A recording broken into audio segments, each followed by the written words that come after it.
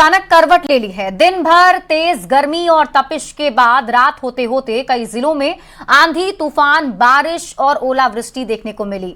हम आपको एक एक करके अलग अलग जिलों की तस्वीरें दिखाते हैं, किस तरीके से ये मंजर देखने को मिला है। 3 अलग अलग जिलों की तस्वीरें आपको हम दिखाएंगे। दरअसल ये पहली तस्वीर झुंझुनू के खेतड़ी इलाके की है, जहां ओले गिरे हैं। ये तस्वीर आप देखिए। तो अब आपको 4 तस्वीरें दिखाते हैं अलग अलग जिलों की। जयपुर, झुंझुनू, नागौर और बीकानेर की यह तस्वीर है, जहां मौसम ने अचानक करवट बदल ली और यहां पर देखें तेज हवा के साथ बारिश हुई है। राजधानी जयपुर में तेज हवा के साथ बिजली कड़कती भी नजर आई, तो झुंझुनू में बारिश हुई है। नागौर, बीकानेर में भी कुछ ऐसी स्थिति रही है। जानकारी के मुताबिक अंधड़ के बाद मूसलाधार बारिश भी हुई, जबकि कई इलाकों में धूल भरी आंधी ने जनजीवन प्रभावित किया है।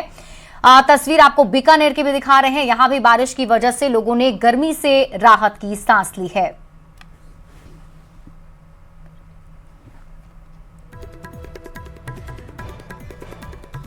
तो मौसम का मिजाज बदल गया है, जिस वजह से अचानक तपिश के बाद बारिश शुरू हो गई है। बारिश से लोगों को गर्मी से निजात जरूर मिली है। तेज हवा के साथ ये बारिश अचानक शुरू हो गई। आपको बता दें कि कई दिन से तेज गर्मी से लोग परेशान थे और अब जब मौसम सुहाना हो गया है, बारिश हो रही है, तो लोगों ने गर्मी से राहत महसूस की है।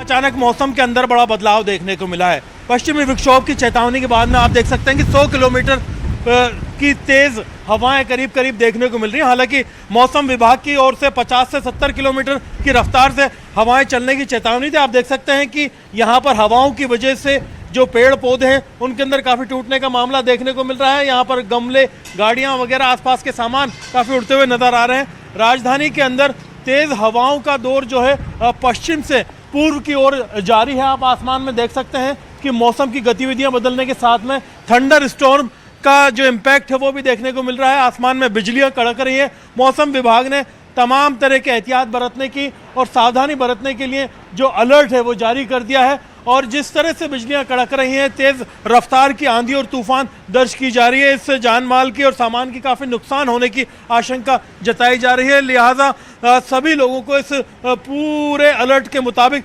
एहतियात बरतने की ज़रूरत है। आप देख सकते हैं कि राजधानी के अंदर कई इलाकों के अंदर ये हवा का जो दौर है ये जारी है, जिसमें भीषण जो है तेज़ रफ्तार की हवाएं, नुकसान पहुंचाने वाली हवाएं देखने को मिली हैं। फिलहाल मौसम विभाग ने 4 मई से एक बड़े पश्चिमी विक्षोभ के जरिए मौसम में और बड़ी तब्दीलियां आने का संकेत दिया है। ऐसे में खुद को सुरक्षित रखने और सावधान रहने की ज़रूरत है। कैमरा पर्सन मान सिंह के साथ में अरबाज अहमद, न्यूज़ 18 के लिए जयपुर से।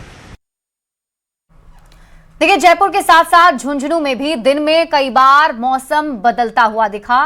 रात होते होते ओले गिरने शुरू हो गए। खेतड़ी इलाके में रात को ओलावृष्टि हुई है।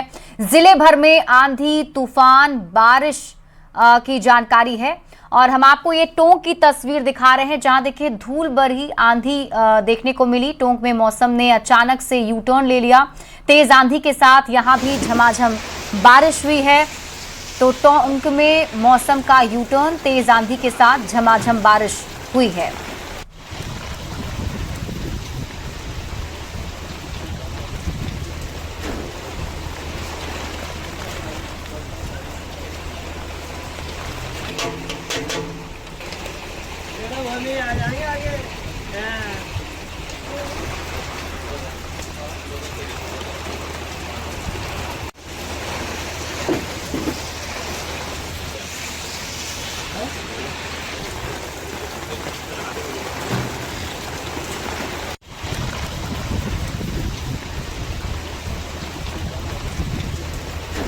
खबरगाह में शिव मंदिर होने के दावे से जुड़े मामले में सिविल कोर्ट में अहम सुनवाई हुई है और इस दौरान पक्षकार बनने को लेकर दाखिल अर्जियों पर बहस भी हुई।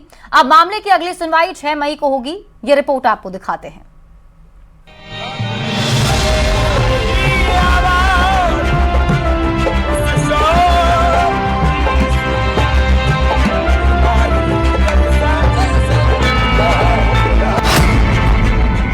दरगाह विवाद, कौन बनेगा पक्षकार?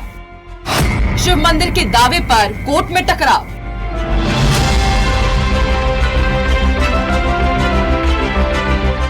अजमेर की सिविल कोर्ट में शनिवार को दरगाह में शिव मंदिर होने के दावे से जुड़े मामले पर सुनवाई हुई। इस दौरान 1/10 के एप्लीकेशन के तहत पक्षकार बनने के लिए दाखिल अर्जियों पर बहस हुई। कुल 12 लोगों ने वादी और प्रतिवादी के रूप में खुद को शामिल करने के लिए आवेदन किया है। कोर्ट ने वादी और प्रतिवादी तय करने का फैसला सुरक्षित रखा है। साथ ही जिन आवेदकों के जवाब बाकी है उन्हें 6 मई को पेश होने के निर्देश दिए गए हैं। अगली सुनवाई 6 मई को होगी। ऑर्डर आ जाएगा, उसके बाद सुचारू रूप से कार्रवाई आगे बढ़ेगी। 7-11 बजे सुनवाई जो पेंडिंग थी, जो दरगाह कमेटी ने ऑब्जेक्शन लगाया 7-11, उस पर सुनवाई होगी। वो 7-11 सुनवाई होने के बाद आगे की कोर्ट की कार्रवाई आगे बढ़ेगी, सर्वे होगा, सब कुछ सामने आएगा। ये मामला उस दावे के बाद सामने आया था जिसमें हिंदू सेना के राष्ट्रीय अध्यक्ष विष्णु गुप्ता ने दरगाह परिसर में शिव मंदिर होने की बात कही थी, जिसके बाद दरगाह कमेटी, अल्पसंख्यक विभाग और एएसआई को नोटिस जारी किया गया था। वो कहते हैं हमारे को भी पक्षकार बनाया जाए, पर वो एक भी बिंदु पर न्यायालय का एएसआई द्वारा सर्वे कराए जाने के प्रकरण में किसी भी तथ्य को प्रकट करने में असमर्थ है। तो हमारा यही विरोध रहा कि जो व्यक्ति यहाँ पर किसी तथ्य को प्रकट नहीं कर सकता, अभिलेख को प्रकट नहीं कर सकता, साक्ष्य नहीं प्रकट कर सकता, वो किस काम का? वो सिर्फ निरर्थक हम अपने गवाहों को लेके आएगा और न्यायालय का समय खराब करता रहेगा। माननीय अदालत ने सब पक्षों को बहुत गंभीरता पूर्वक, धैर्य पूर्वक सुना, क्योंकि मुगल आए, आक्रमणकारी आए, आतताई आए, जिन्होंने हमारे देश के, चाहे सोमनाथ हो, चाहे अयोध्या हो, चाहे संबल हो, चाहे मथुरा हो, चाहे काशी हो, उसी तरह से अजमेर शरीफ जो अजमेरू पृथ्वीराज चौहान जी की राजधानी रही, वहां भी इसी तरह कब्जा किया। जबकि अकबरनामा में भी और अन्य इतिहास के संरक्षण में भी ये सारी चीजें दी गई हैं कि यहाँ पर मंदिर है, शिव जी का मंदिर है। हम पक्षकार बनने के लिए आवेदन करने वालों में राज्यवर्धन सिंह प्रमाण निधि ने भी अपना पक्ष रखा। उनका कहना है कि उन्होंने सबसे पहले इस मुद्दे को उठाया और न्यायालय तक पहुंचाया। दूसरी तरफ दरगाह पक्ष से भी कई लोगों ने पक्षकार बनने के लिए आवेदन दाखिल किए हैं। 110 के ऊपर हमारे वकीलों ने बहस की। 1961-62 कॉन्स्टिट्यूशन के तमाम 4 बेंचेस जज के सुप्रीम कोर्ट के वर्डिक्ट भी पेश किए कि we are part and parcel of dargah. दरगाह से इंसेप्शन से शुरुआत जो पहली पार्टी है वो खादिम से, और दरगाह कमेटी तो 1867 में आई है और उसका तो एक ट्यूटलर रोल है, सरकारी रोल है। दरगाह एक धार्मिक जगह है और इंडियन सब कॉन्टिनेंट का सब में बड़ा इस्लामिक मरकज है। तो यहाँ पे जो पहली पार्टी है सिंस इंसेप्शन, बल्कि कोर्ट का वर्डिक्ट है, खादिम सजेशन विद द शान is not only ancient but intimate, कदीमी नहीं बल्कि करीबी भी है।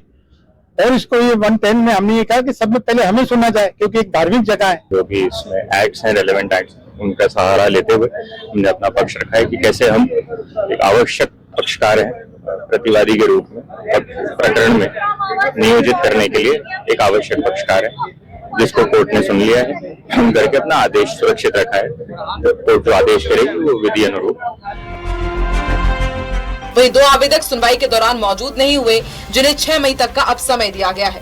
अब 6 मई को होने वाली अगली सुनवाई में ये तय होगा कि इस मामले में कौन वादी और कौन प्रतिवादी होगा, जिसके बाद आगे की कानूनी बहस शुरू होगी। न्यूज़ 18 के लिए अशोक भाटी की रिपोर्ट।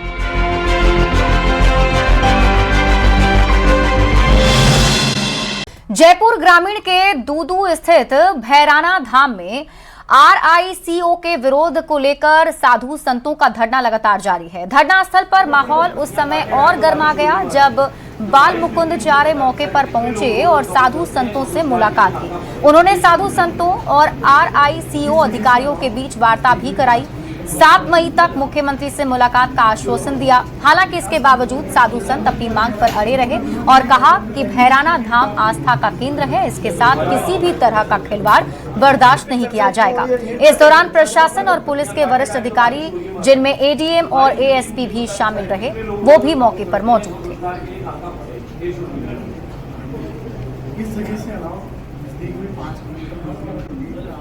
से बड़ी खबर मिल रही है, आईपीएस किशन सहाय को एपीओ किया गया है।